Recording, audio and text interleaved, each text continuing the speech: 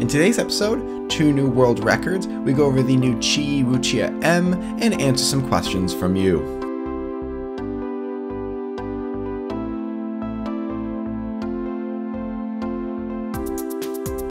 Hey, Shawnee from SpeedCubeReview.com for episode 15 of the SpeedCube Review podcast. Now, this is going to be the last episode for just a little bit. I'm going to take a break throughout probably most of October. I'll pick up either at the very end of October or beginning of November. I've talked about in some other videos, crazy time of the year, and I can't juggle all of it right now and try to get this out. And that's also why there's not going to be a guest for this episode, and why I'm not even really going to do a giveaway. This is kind of just finishing things up for the season. I don't want to call it seasons because someone else who does some Cube videos where they go over stuff does seasons, so I don't want to do that. Okay, going real quick, let's talk about first a couple new world records. And we have the Scube and Square One. So let me pull that up just so I can have some notes in front of me. So we have a Scube average by Jonathan Klasko? I'm hoping I pronounced that correctly. And it's a 2.55 average on Scube. You use the Chi Wingy as well. Or I guess it'd technically be the X-Man Wingy. X-Man's the designer from Chi. But anyways, then there's also a new Square One single by Charlie Stark. There's a couple new continental and national records, but those are the 2 big world records. As far as puzzles, there's not really a lot of new things out. Most of the time when things come out, I've already done a video on them, like the GAN SM is now getting released. There's a whole issue with pricing. I'm not going to talk about that here. A couple new things from Z Cube, like a Penrose cube, which is actually the designer of that even Nathan Wilson credits in his video where he built one, is the one that is working with Z Cube to get this made. So it's not like someone copied what Nathan did and built it. This is actually the person who is more credited for designing it. I'm sure other people have had the idea way before that, but you get the idea. One thing I want to talk about is the Wuchia M. I'm hoping to get a video out. It's not going to be for a couple days. I'll probably be a little after this, but I want to talk about it because I have a magnetic version and a non-magnetic version. Magnetic one, I had a magnet fall out, so I'm going to actually, in the review, talk about how to get that back in, how to glue that back together. One thing about it, though, is it's extremely similar to the Yushin White. So much so that I wrote Chi and asked them about it. Without going into too much details, because I'm not going to speak for them, they said that they've designed this like a couple years ago and have been tweaking it. So it is their design. I'll let you kind of interpret that how you will, but the mold's similar. I would say the Wuchia is much more stable, much more what I wanted the Yushin White. There's some things about the Yushin White that I didn't quite like, and this is much nicer. So I'll have a review on that. And that is pretty much it. The person who won the last week giveaway, or 2 weeks ago, was Camille. I actually don't know how to pronounce the name. But that person, they already received the email, I'm just waiting for a contact back from that. So I'm not going to do a giveaway this time. I'm actually kind of out of puzzles, and that's why I did a gift card last time, or extra things to give away. So hopefully I'll pick that back up when we start up again with the podcast. Also, since I am taking a break, no one break any records, no one come out with any new puzzles. Just relax for like a month or so. So I planned on doing a new part of the podcast where I talk about cubers, just to go over the history. And I was going to do the first one on Patrick Ponce. Now, I realized once I started digging into it, there's only so much I can do without actually interviewing the person. So the big thing I did is I just went to his WCA profile. And, I mean, Patrick has a ton of stuff already. Besides having the new world record for 3x3, he's second in 4x4 in the nation, third in 5x5 in the nation. So he's got a lot of good times. But what surprised me about this is his first competition was in 2012, and his average in single was around 25 seconds. By 2013, by the beginning of it, his average, or his single, was at 15.2. By the end of 2013, so the beginning he was around 15 second single. By the end of 2013, he had a sub 10 single. Then by the end of 2014, he had a 7.6 single, and then by the end of 2015, he had a 5.9 single.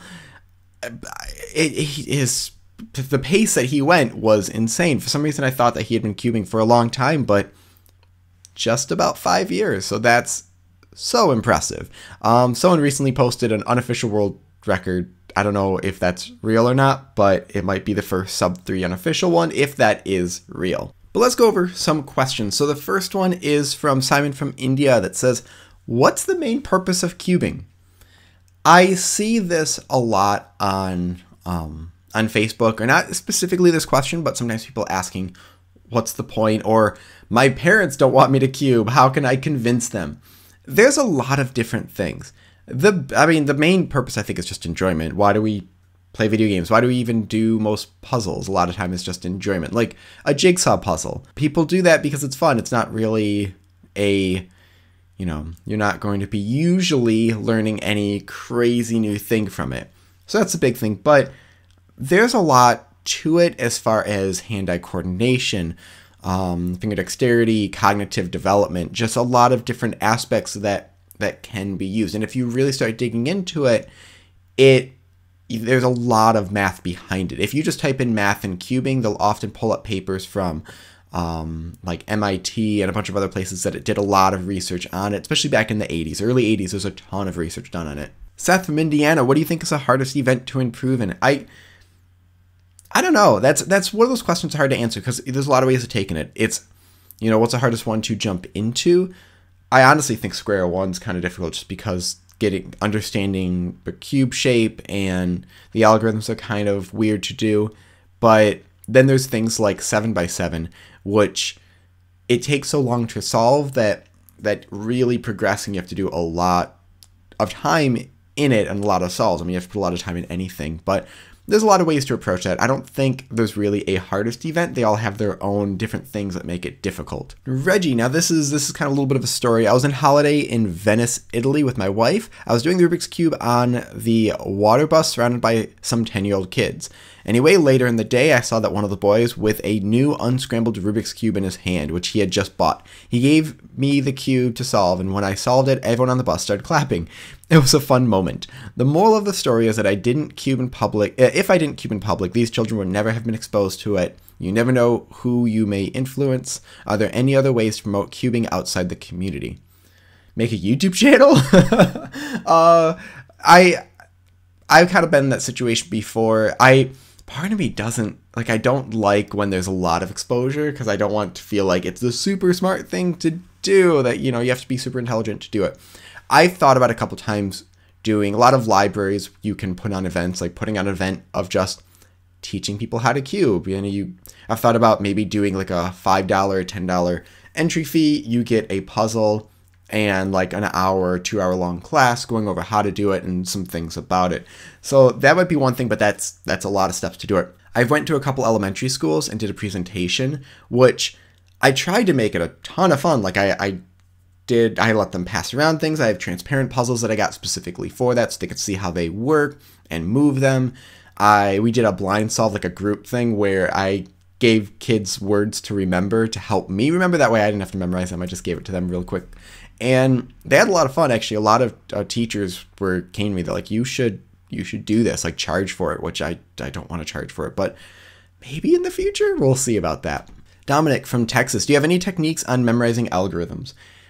When I memorize algorithms, I find things that are similar and kind of break them down. So for example, right now I'm doing COLL, and often one algorithm solves another thing backwards. And now I know whenever I do mirrors, some people are like, oh, don't do mirrors, that's so much worse. I don't think it is. Sometimes my left hand ones are even faster than my right hand.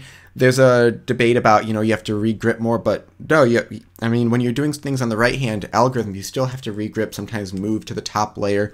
On Felix's world record solve, I kind of looked at that, and during his OLL and his PLL, he both had to do a re-grip on his right hand to do an algorithm. So I don't really think that's any big of an issue either. So for example, there's a really common one that people use for headlights, that for the OLL where it's just one set of headlights, so like two corners twisted, that's the R2, let me try to think of this as I do it, R2D, and then R prime U2R, D prime, R prime U2 R prime.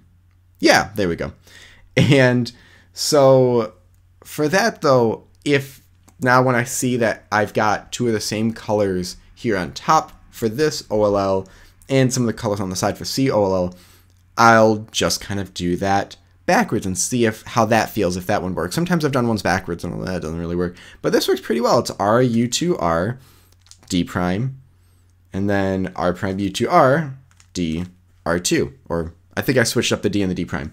But so doing one forward and doing one backwards, I found often solved multiple ones, and then yeah, a lot of them are really similar. It's just a lot of it's getting into your muscle memory though. So even though if you memorize the letters, muscle memory is key, which means just doing it over and over and over and over again to really get into your fingers. There's a video where Felix said about not doing it over and over again, just doing solves. And I think that's been interpreted kind of in the wrong way. He's not saying that it's bad to do it over and over again, but as far as how your hand is placed when you're doing solves, it's in different spots. So if you just hold it the same way every single time when you're trying to do it over and over again, you're not always getting used to how you might have to set up your hand when you're actually solving. Carson from Virginia, can you explain each of the blind solving methods, an overview on how fast they are? There's only a few that I'm really thinking of, but I'll kind of break it down. I mean, the big thing that people use is Old Pachman. And Old Pachman, Stephen Pachman, or Stephen Pachman, I don't know actually how to pronounce that, but Pachman, it's all you need to know is a Y perm, a J perm, a T perm, and an R perm. You technically don't even need the J perm. You could just use T and Y.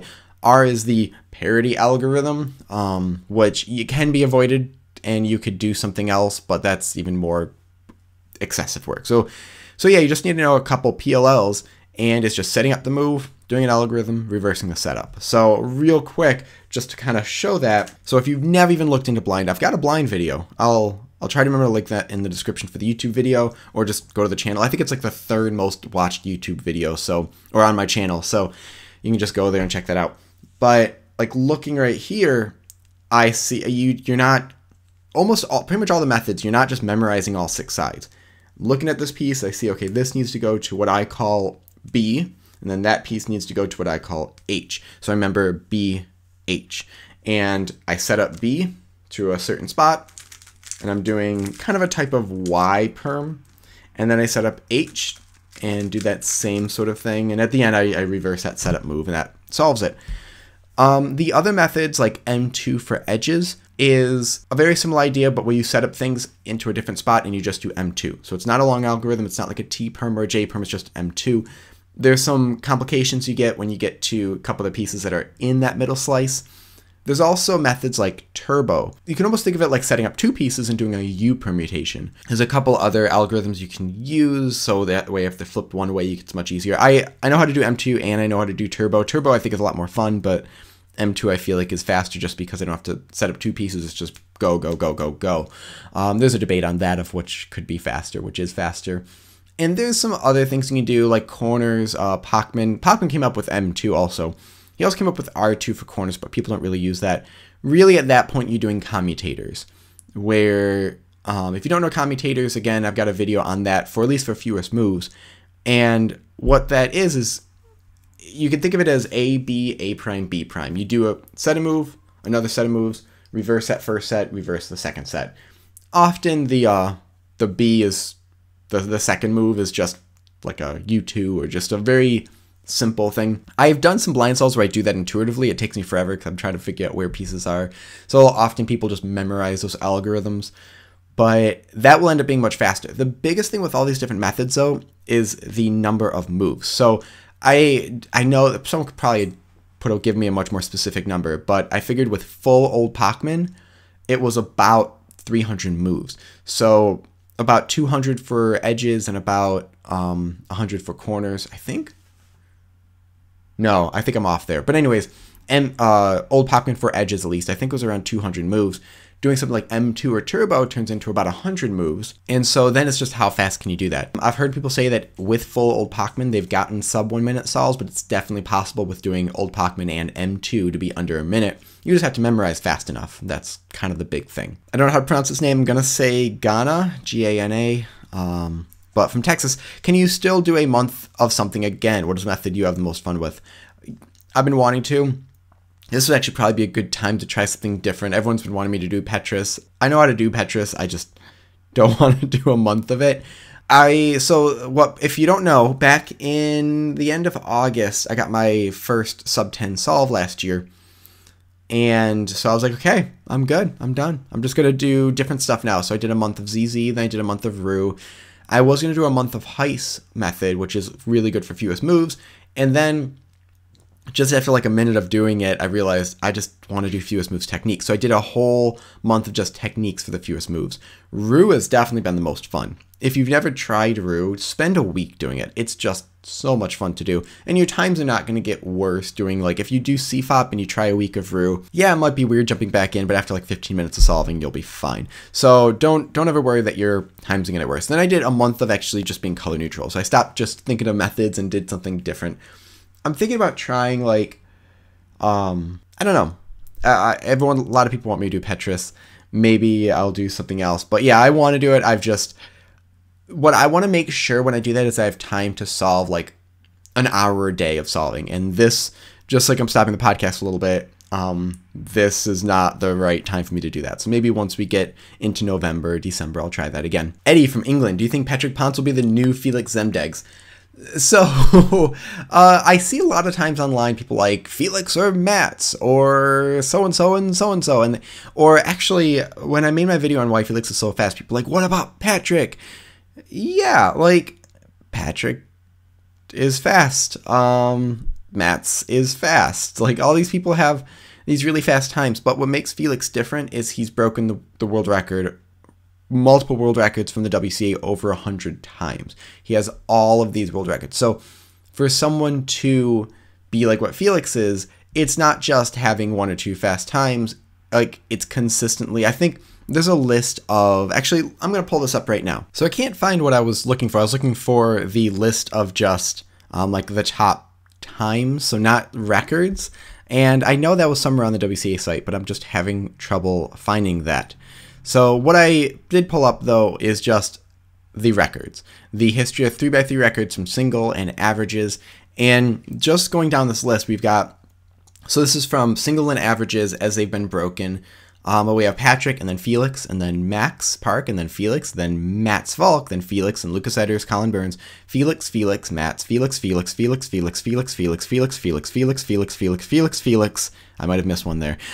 So that's kind of why, you know, as far as those questions go, Felix has set so much, you know, he's really set the bar for what, you know, a cubing professional could be. Like, it's not just once or twice he's broken records. He's just constantly done it. So I think, you know, Patrick definitely deserves all his due for all the work he's put into cubing.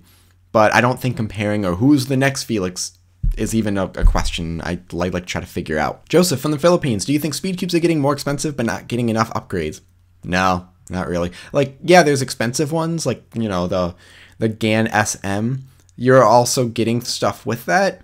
But if anyone remembers the Lubix, Zanchis and stuff like that, those were expensive, and those were sort of hand set up. They were sanded. You're paying for someone to spend time setting them up. Now, granted, the GAN SM probably doesn't have as much setup as something like that because the mold is already really nice. But if we went back in time and gave like a Warrior W or the Little Magic from Yushin 2, you know, just we brought it back a few years back, it would probably be the main of a ton of people. And it's one of those things where even though they're getting more expensive, we also have cheaper ones, and you don't need an expensive cube to get world record times. Seth from Canada, do you think 8x8 will become a WCA event? I don't think so. Because if they add another one, you know, why not 9x9? Why not 10x10? And if they do, it would just be, you know, I think it would be a single solve. I mean, mean of 3. That would take a while. They have no reason to add that. But yeah, we've talked about different cubes they could add to the mix. So honestly, that's about it. I know this podcast was a little bit short, a little bit haphazard.